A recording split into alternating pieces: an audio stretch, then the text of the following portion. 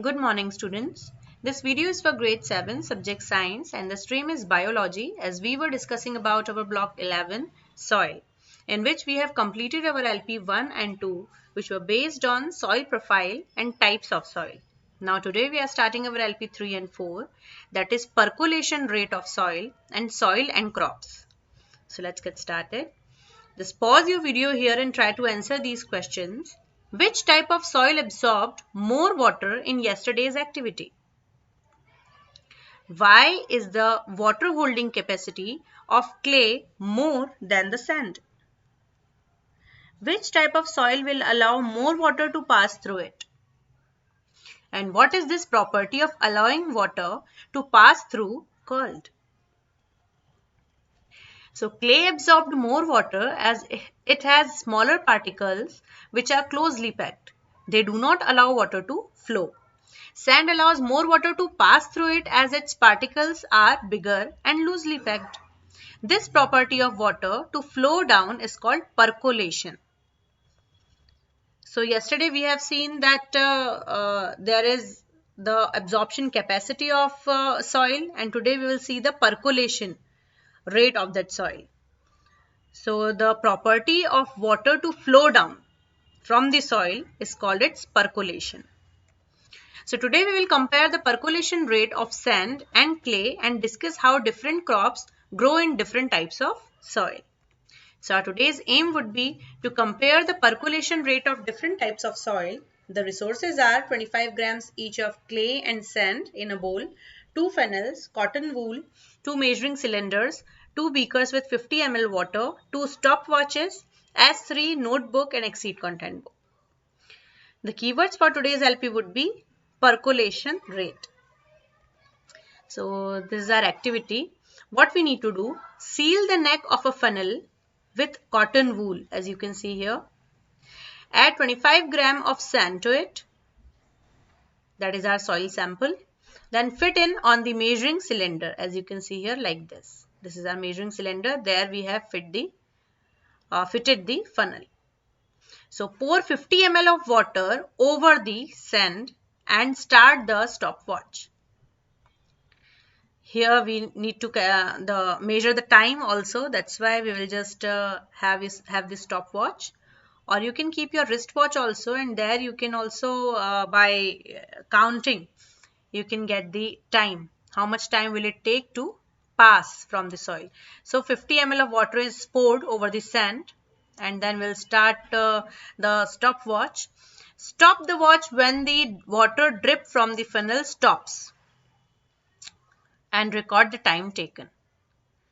Simultaneously do the same for clay. As you can see here, we have done it for the sand as well as the second soil sample, that is clay. Now we need to calculate the percolation rate using the formula. We would be having the time for both the soil samples for clay and sand. How much time would it be taken to pass from those soil samples? That would be measured and that would be written. Then we'll calculate the percolation rate. Which type of soil has a higher percolation rate and why, that we will see, and predict the percolation rate of 25 gram of loamy soil. Right, here you can see in this picture, here comparing percolation rates are there. Coarse soil, large particles, large pores. For example, sand. Fine soil, small particles, small pores, like clay. So we can easily understand by this that the soil which is having large pores will allow more of the water to pass through it, and it would be faster also. And the second soil sample, that is clay here, the fine soil, that would be having small particles and small pores, that would allow very little water to come out or come down from it, or the time would also be more, right? So that we have calculated in this activity. So yes, how much time did it take for water to percolate through sand and then through clay? So yesterday itself we have seen that clay absorbs the water and less water would come out. and sand will send most of the water from it. It will allow most of the water to pass through it because of the large air spaces in between.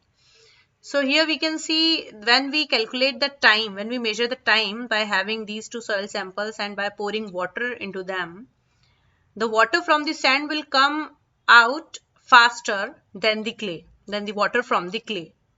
That we should know. Now we need to calculate the percolation rate. So what is percolation rate and how did you calculate it?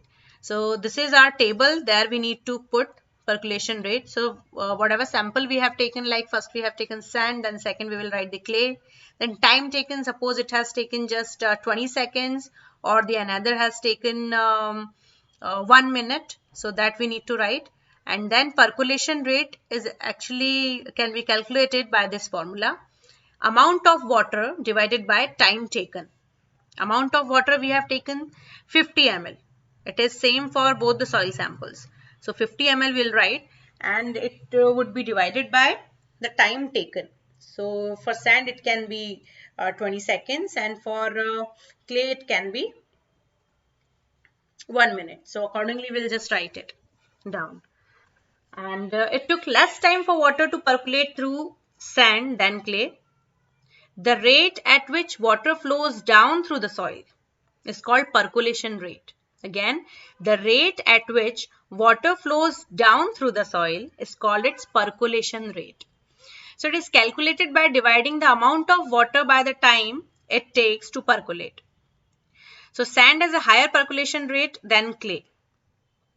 Right, that we can just have by this formula. Percolation rate is equals to amount of water divided by time taken. So here we can write it for the sand first of all 50 ml by 20 seconds and then for clay 50 ml by 1 minute or 60 seconds. So there you can just calculate the percolation rate. So obviously after solving these equations, these formulas, there we will get that the rate actually sand has a higher percolation rate than clay. Sand will send water more faster from it. It will allow to pass the water more faster than the clay. So it has a higher percolation rate than the clay. Right? So which type of soil has a higher percolation rate and why? What can you say about the percolation rate of loamy soil, which is a mixture of sand and clay? You can easily answer this question now. How does the percolation rate affect growth of plants? See, absorption rate and percolation rate are two completely different things. Yesterday we have discussed about the absorption rate. Right? There we have seen that what kind of, that is not actually the rate, that is not absorption rate, but we can say the percent of water absorbed. That we have seen yesterday by the formula. That which soil is absorbing more water and which soil is passing more water from it. So there we have concluded that sand is passing most of the water that has been poured into it, and so its absorption is less, and clay was absorbing more water, so its absorption percentage was more, right? So there we concluded that okay, one soil does not absorb that much amount of water, but another, that is clay, would be absorbing it. But today we are talking about percolation rate, and this is the rate by which we can say that this rate at which water flows down through the soil is called percolation rate. Water is passing down from the soil, that rate would be its percolation rate. So that we need to calculate today. And there after calculation we will get that sand has a higher percolation rate than clay. And obviously we know this thing. If percolation rate is the water flows down through the soil, and we know that sand has got bigger particles and large spaces, large pores, and clay has got smaller particles and they are compactly packed. So more water would be absorbed and it would take more time for the water to come down.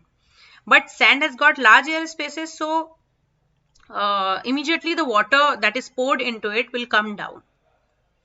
So there we can understand that sand has a higher percolation rate than clay. So here, so the particles of sand are loosely packed, right? Which type of soil has a higher percolation rate, and why that we are discussing now.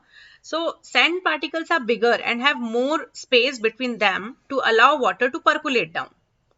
Here loamy soil will have a lower percolation rate than sand but higher than clay, right? Because loamy soil is a mixture of sand and clay.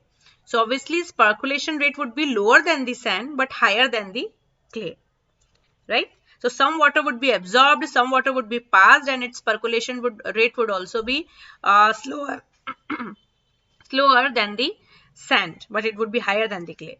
So if the percolation rate is high like in sand, the soil will not retain water and crops will not get enough water to grow. If the percolation rate is less like in clay, the soil will retain too much water, which is also not good for plants as their roots do not get air to breathe if more water would be present there.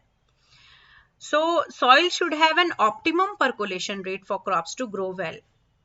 Optimum availability of water as well as air. So the soil should have an optimum percolation rate for crops to grow well, though some plants grow well even in water deficient and water logging also. For example, paddy, rice, there we need water logging, right? Because it grows in more water. And some crops like cotton, it doesn't need that much amount of water. So there we can say some plants grow well in water deficiency and some plants grow in water logged soil. So there we need to prepare some kind of soil for the same for growing such crops, right? So percolation rate affect the growth of the crops. Yes, it does, because the soil, if soil will retain too much water, that it is not good for plants. If it is not retaining any amount of water, any kind of water, then also it is harmful for the plants. The plants will not be able to grow. So there we need to maintain an optimum percolation rate. So how else does knowing the percolation rate of soil help us in daily life? And why do people test percolation rate of soil? Before growing the crops, the percolation rate of the soil is checked. Why do people do such things? And how else does knowing the percolation rate of soil help us in daily life? Just pause your video here and try to answer these questions. Besides helping us to know which crops will grow better in the soil, percolation rate also helps find suitable places to dig wells, right? Build septic tanks and install rainwater harvesting systems. Because if we know that, okay, such soil is retaining the water and this soil is not able to retain much of the water, if we are knowing such thing, if we are knowing the percolation rate, then we can better plan that where we need to dig wells, where we need to make the septic tanks, or we need to install rainwater harvesting systems. If you are harvesting the water and the soil is absorbing most of the water from it, then if it is reaching to groundwater, obviously it would be helpful. But if not, so that could be a problem. So there we need to understand, we need to check whether it is retaining the water or not, right? Water retention there is necessary. So accordingly, it is very much important. And then, yes, so why do people test percolation rate of soil? These are the following things. So now the last topic is soil and crops. The growth of crops depends upon the type of soil, that we very well know, right? Think about what will happen if we try to grow paddy crop which needs lots of water in sandy soil. Paddy, it means rice. So if we are growing rice crops and we are growing it in sandy soil, so would it be able to grow there? Just think. It needs water, a huge amount of water like this. This is called basin irrigation. There we need to fill water in the whole of the field. There only the rice will grow. So would it be able to grow here? Obviously not. Right? So paddy will not grow well in sandy soil. It grows well in clayey soil which absorbs and retains water. Sandy soil will allow most of the water to pass through it. So water retention would not be there and paddy would not grow. So here we would need clayey soil which absorbs and retains water. Okay, so which soil is suited for growing wheat? Why? And why is wheat grown more in northern India? And which type of soil is suited for cotton? And why does cotton grow more in the western region of India? Here I have put some pictures related to wheat crop and its farming, and here cotton crop is there showing the type of soil. So fertile clayey soil and silt with lots of humus is good for growing wheat. The northern part of India has many rivers which bring silt with them. As we know that silt, such kind of soil found near to the riverbeds. So the northern part of India has many rivers which bring silt with them, and the soil is ideal for growing wheat. Okay, which is there the clay soil and silt with lots of humus is needed. Loamy or sandy soil are more suitable for cotton because of their poor water holding capacity and good air holding capacity, right? Because air spaces are there in loamy and in sandy soil both, so their air would be present, but it would allow water to pass through it faster. So it has got poor or lower water holding capacity but good air holding capacity. So such soil would be suitable for growing cotton. And the soil in the western part of India has properties which are best suited for its growth, and that's why it is grown more there. So which trees grow well on sandy soils and why? You might be having some examples with you in your mind and that are correct.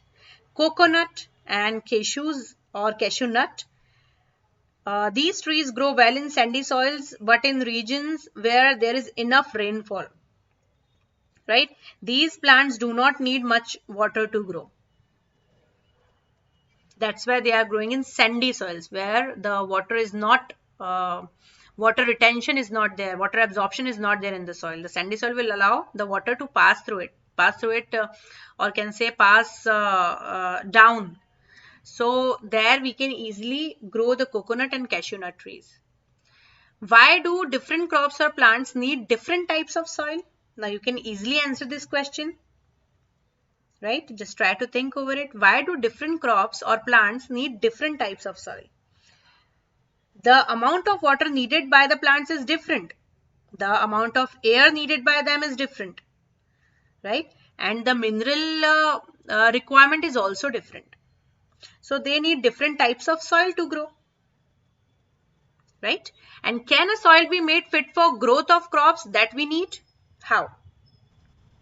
Yes, we can definitely do this. The soil of a given area can be tested and then made fit for a particular crop by mixing it with other types of soil. Like we have prepared loamy soil, which is best suited for most of the crops, for most of the crop varieties.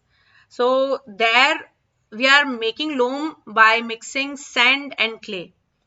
So accordingly, the type of crop would be there. We can test the soil first of all, and then for particular crop we can mix the different types of soil and then we can make the mixture and then grow it there. So for example, if the water holding capacity of a soil is less and we want to grow paddy in it, so we can add clay soil to increase its water holding capacity. So this is how we can make the soil fit for growth of the crops that we need. Okay, so today we have discussed about the percolation rate of soil and what is percolation and how we can calculate it by the given formula by putting the values. So there we have done a very interesting activity. So we have understood about percolation rate of soil, and then we have discussed about the how percolation rate of soil help us in daily life, why it is needed to be tested, the percolation rate of soil, before growing crops or making septic tanks there or even digging wells, etc. Then we have discussed about the soil and crops, that what kind of soil is needed for which kind of crop, and particularly for growing some crop we can even prepare the soil by mixing according to its requirement. So that we have seen. Now we will switch to our application part. Before that, you need to read the block properly. Read LP1, then LP2, then LP3 and 4. Read it properly and then you can finish your S3. We need to complete our PQs 7 to 10 and then AQs 1 to 10. So we'll discuss it here. This is your S3. What do you understand by the term percolation that we have seen in this video? So just write it down. Percolation. Percolation is the downward movement of water through the soil.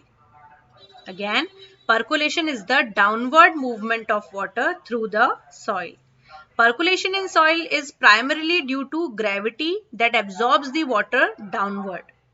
Percolating water does vertically deep into the percolating water goes vertically deep into the soil until it meets the free water table. So this is percolation. Then calculate the percolation rate of samples of sand and clay given from the given data. So half liter of water and percolated through a sample of 100 gram of sand in 10 minutes. So what is percolation rate there? Percolation rate is equals to here it would be half a liter of water percolated through a sample of 100 gram sand in 10 minutes. So it would be 500 by 100, 500 by 10, and the answer would be 50 ml per minute. Right? As the formula is, what is the formula for percolation rate? Amount of water and time taken. So amount of water is half a liter here, so it is 500 ml. So 500 and divided by time taken, that is 10 minutes. So divided by 10, so it's equals to 50 ml per minute. Second is 50 ml of water percolated through 100 gram of clay in 10 minutes using the same apparatus as for the sand. So what would be the percolation rate? The formula would be amount of water by time taken. So amount of water here is 50 ml. Time taken is 10 minutes. So 50 by 10 is equals to 5 ml per minute. Right? Okay. So which soil sample has a higher percolation rate and why?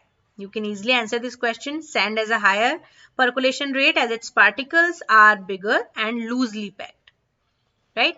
Explain why it is advisable to get the soil tested for its percolation rate before installing a rainwater harvesting system. The rainwater harvesting system depends upon the percolation rate of water in the soil. If the percolation rate is high, it will allow more water to seep in. And if it is not, it will not allow water to seep in. So the rainwater will drain away. And that's why we need to check it before installing it. So now we'll switch to PQs. Here you need to complete your question number 7 to 10. Which type of soil has the least percolation rate? Sand, silt, loam and clay. You very well know the answer. Mark it. Define percolation rate. Percolation and percolation rate. These are both different terminologies. So downward movement of water through the soil is percolation, and the rate at which that water is moving down, that rate is called percolation rate. So just define it there. Then calculate the percolation rate of 500 ml of water percolates through soil in 40 minutes. So you have the formula, just simply calculate it. How does the percolation rate affect growth of crops? Now you know the answer. How percolation rate affects the growth of the crops. The higher the percolation rate, the lesser will be the amount of water in the soil. Right? So only crops which need less water can grow in such soils. So this is how percolation rate is important. Now we'll switch to AQs. So here all questions are to be done. And question number 6 is based on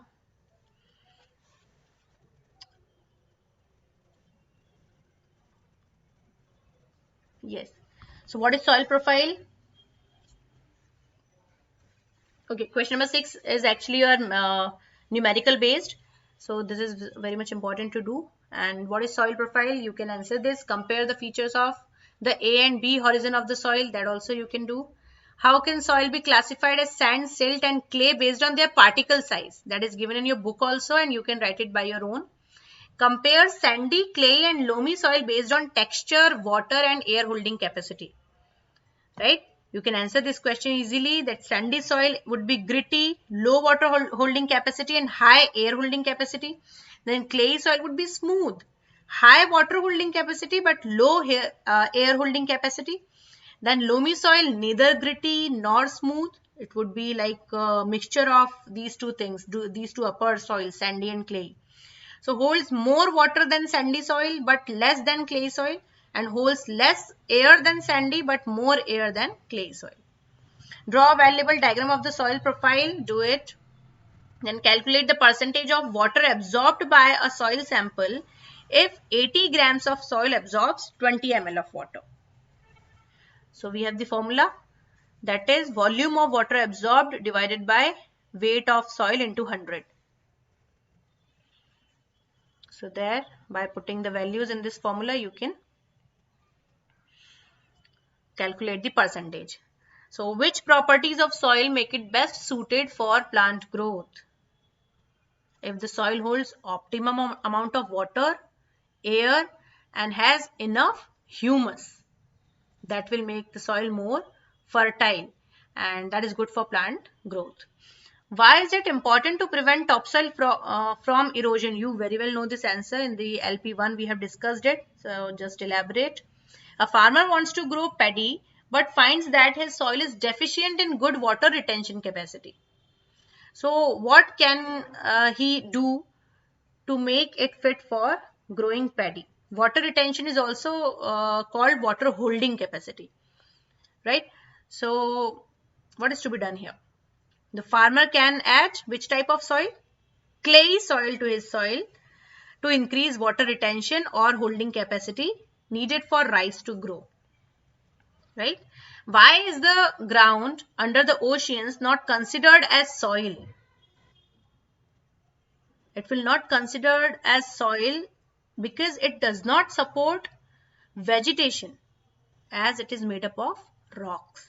And we know then when rocks and bedrocks are there, then there would not be any fertility to that kind of region, and the plants would not be growing there. So it will not support any vegetation, right? So this is how you can just elaborate your answers. So complete your work. I'll be sending the notebook work, the PDF of notebook work, but first you try to write your answers by your own. And this is it. Read the blog, then complete the question answers. Okay, so thank you.